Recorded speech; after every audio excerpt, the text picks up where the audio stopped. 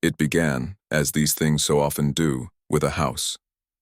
Not a mansion of Gothic dread, but a two-story sobrado in Santa Teresa, a charming old neighborhood in Rio de Janeiro clinging to its bohemian past.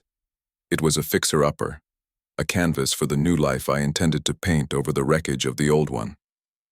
My name is Leo, and I'm an architect. I see the world in lines, in support structures, in the logical flow of space.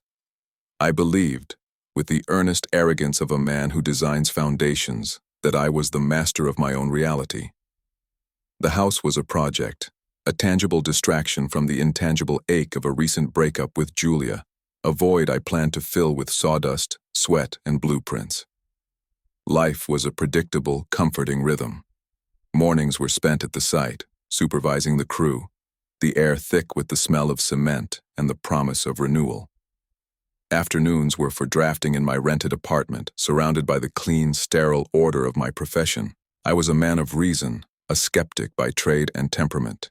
The supernatural was a category I filed away with children's fairy tales and political promises, entertaining fictions for those who needed them.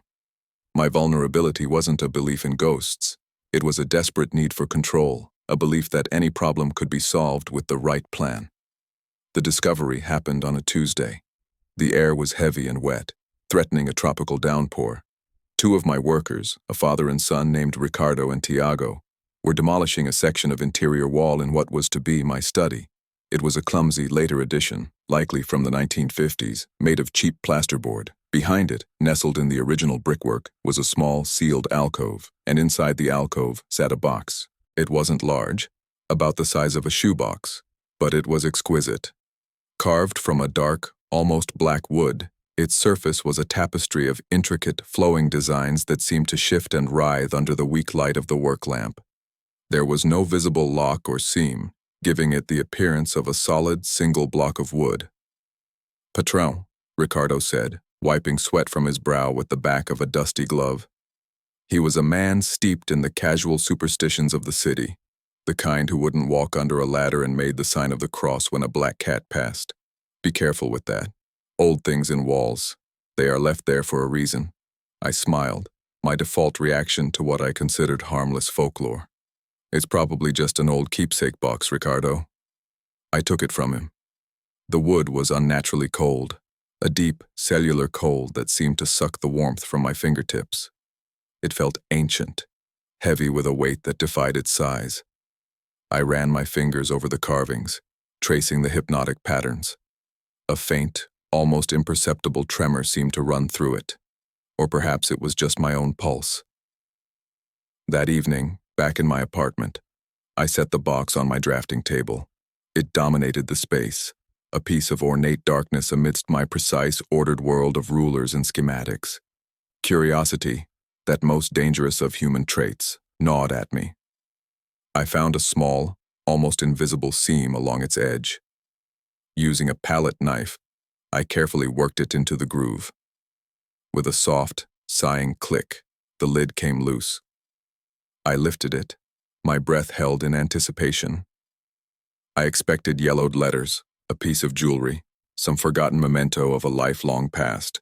The box was empty. A wave of anticlimax washed over me, followed by a faint, prickling disappointment. I tapped the velvet-lined interior, a deep, royal purple that seemed to swallow the light. Nothing. It was just a beautiful, empty box. I placed it on the corner of my desk, a curious relic, and went back to work, the mystery already fading from my rational mind.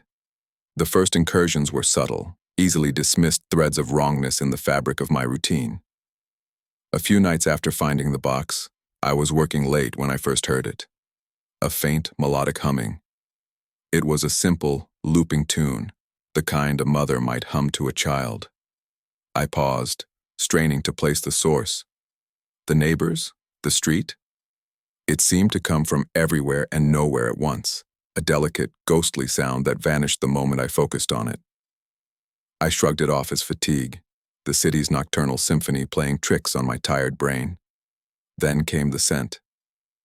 A cloying, sweet smell of flowers, but not fresh ones. It was the scent of blossoms a day past their prime, on the cusp of decay. It would appear suddenly in my study, a heavy, funereal perfume that clung to the air for a moment before dissipating.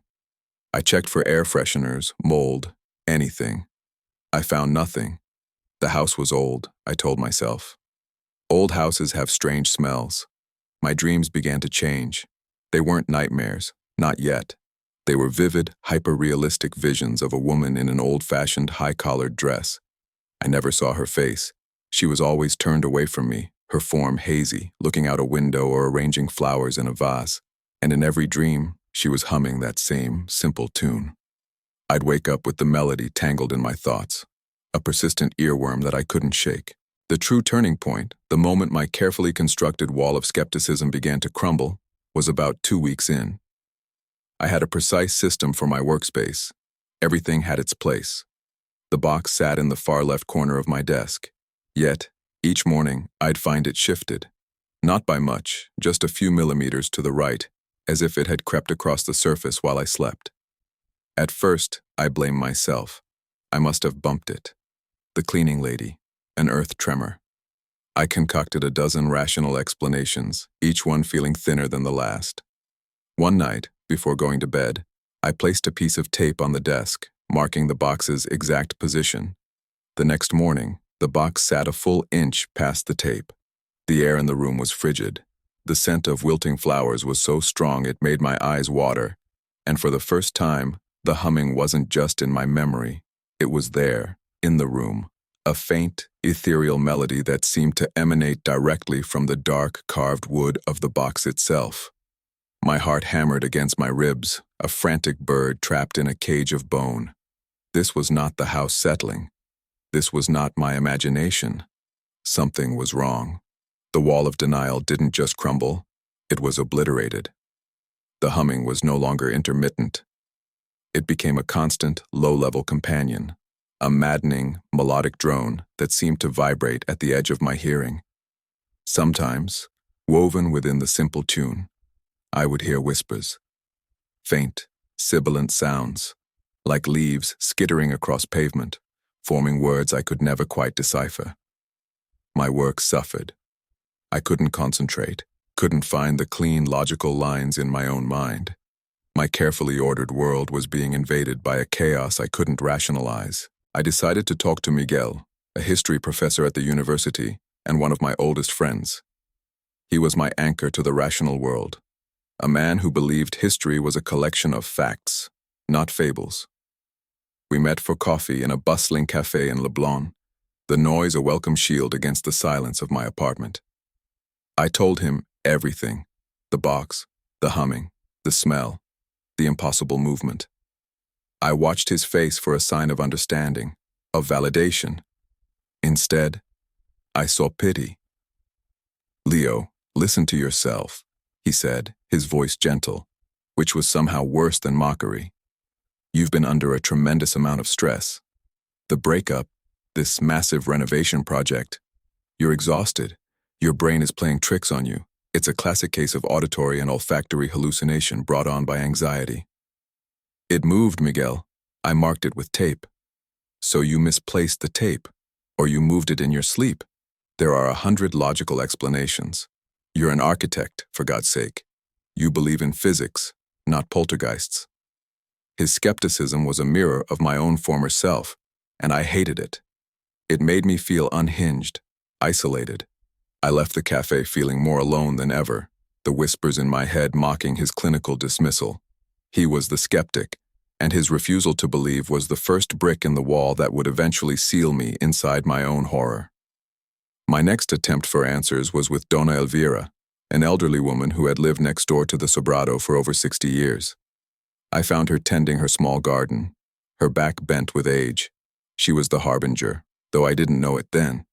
When I described the house and mentioned my renovation, her warm smile tightened. When I described the box, the blood drained from her face. "The Almeidas," she whispered, her voice a dry rustle. She looked at my house with an expression of profound fear. "That house has sombra, a shadow on it." She told me fragmented stories of the family who had built the house. A wealthy coffee merchant, his stern wife, and their daughter, Isabel. She spoke of Isabel with a sad shake of her head. A beautiful girl, but so intense. She fell in love with a boy who was beneath her station. Her parents forbade it. After that, she just faded, wasted away in her room. They said it was tuberculosis, but the old ones knew better. It was a sickness of the soul. When I pressed her about the box, she crossed herself and refused to say more, only muttering, "Some things are better left buried." Her fear was contagious.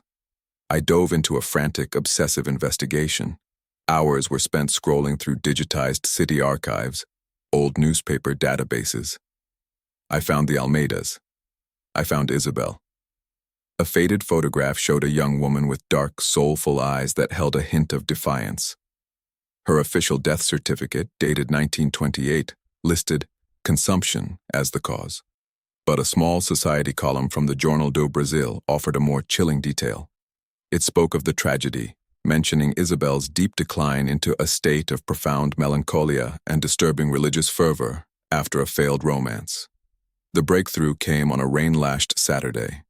Trapped in the house by the storm, driven by a desperate need for answers, I returned to what I now knew was Isabel's bedroom, my study. The whispers were louder here, the air colder. I remembered Dona Elvira's words, wasted away in her room. I ran my hands over the old hardwood floors, feeling for anything unusual, and I found it. A single floorboard near the window that gave slightly under pressure. Using a crowbar, I pried it open. Beneath it, wrapped in oilcloth, was a small, leather-bound diary. The clasp was rusted, but it broke open easily. The pages were filled with elegant, looping script, a young woman's hand. It was Isabel's diary. What I read in those brittle, yellowed pages was not a story of tuberculosis or simple heartbreak. It was a confession. It was a manual for my own damnation. Desperate and heartbroken, Isabel had turned to a darker form of faith. She had learned of a sympatia, a folk ritual, from a maid who practiced old forbidden magic. It involved a specific vessel, a carved box made of jacaranda wood, and a pact with an unnamed entity, a being that fed on devotion and desire. The ritual promised to grant her heart's desire, to make the young man love her. But the price was steep. She had to offer the entity three things: her voice, her vitality, and her shadow. "I have done it," she wrote, her script growing more frantic.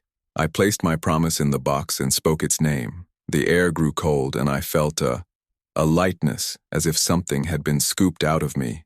The humming has begun. It is my own voice, I think, trapped within the wood, a lullaby for the listener. The diary chronicled her horrifying decline.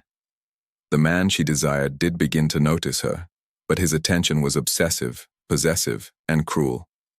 It wasn't love. It was a twisted mockery of it. Meanwhile, she grew weaker, the sickness of the soul, draining the life from her. The humming from the box became her only companion, a constant reminder of the piece of herself she had sacrificed. The final pages were almost illegible, the writing a chaotic scrawl. "It is always hungry. It wears my shadow now, stretching it long and thin in the candlelight when I am not looking. It whispers my desires back to me, twisting them into poisons.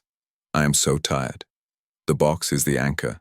It holds my promise, and so it holds me. Whoever opens it next will make their own promise, whether they know it or not. It listens through the box. It sees through your eyes. Do not let it hear your desires. It will twist them into your ruin. Do not let it see your shadow." I dropped the diary. My blood ran cold. My own unspoken desire, the one buried deep beneath the renovation project, to get Julia back, to fix what I had broken, screamed in the sudden silence of my mind. The humming in the room swelled, no longer melodic, but a predatory, hungry drone. I looked at my own shadow, cast long against the wall by the desk lamp, and I saw it. For a fraction of a second shadow detached from my own. It was impossibly tall, unnaturally thin, a sliver of absolute black that slithered up the wall before melting back into my own silhouette. The moment of vulnerability was absolute. I was not haunted by a ghost. I was bound to a parasite, and I had just told it exactly what I wanted. The knowledge changed everything. The subtle dread that had haunted the edges of my life coalesced into a constant, sharp-edged terror. The entity was no longer a passive presence.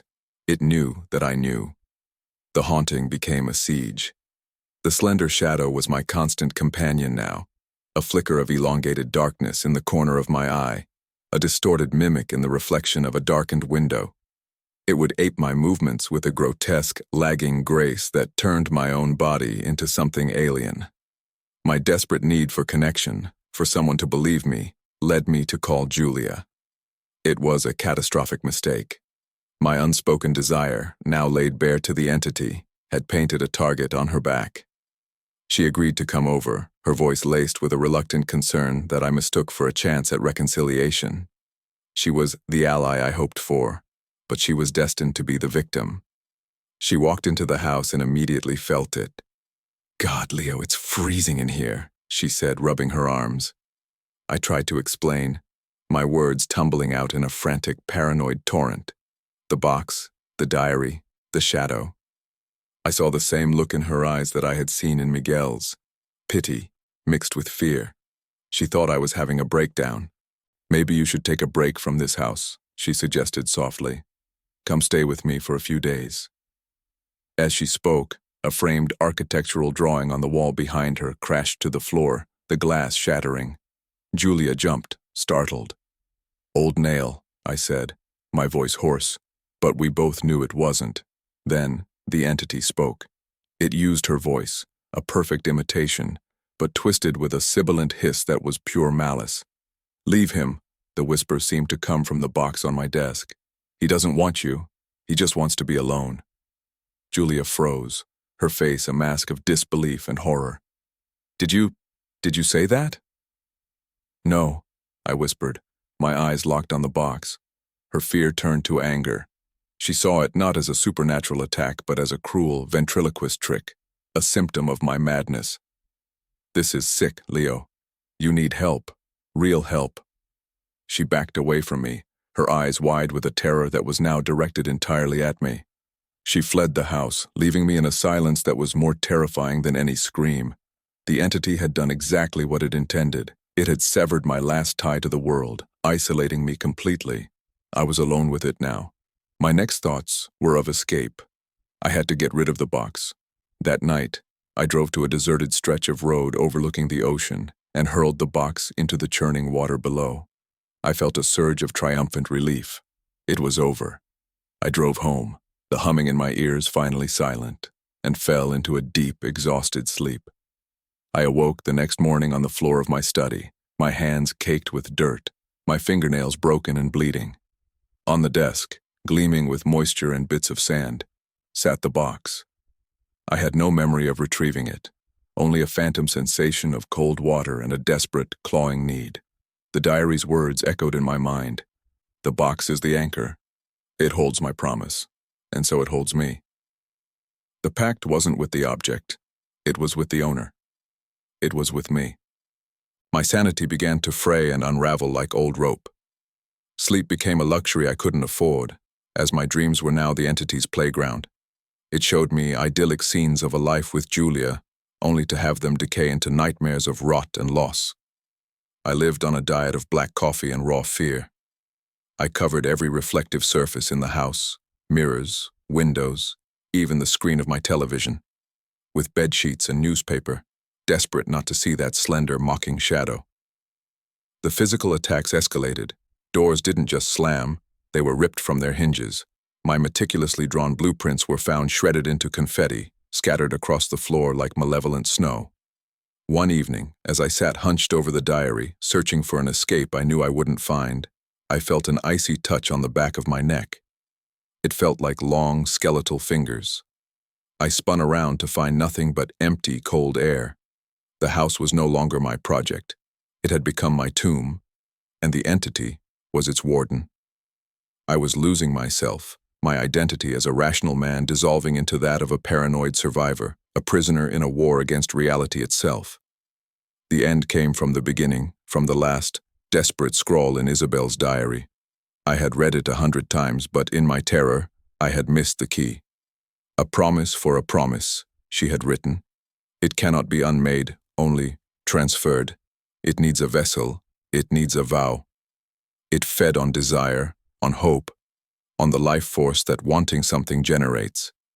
It had consumed Isabel's desire for love and, with it, her life. It was now consuming my desire for reconciliation and control. I realized then that I couldn't fight it with strength. I couldn't destroy it. I could only starve it. The plan was a desperate, insane gambit, born from the ruins of my sanity. The confrontation wouldn't be in the light, but in the deepest, darkest, most forgotten part of the house. The old cellar, a cramped brick-lined space that the renovation crew had sealed off, deeming it structurally unsound. It smelled of damp earth and decay, a place where memories went to die. With a sledgehammer, I smashed through the new plaster, revealing the old, heavy wooden door. Armed with a lantern, the box, and a bag of cement mix, I descended into the claustrophobic darkness.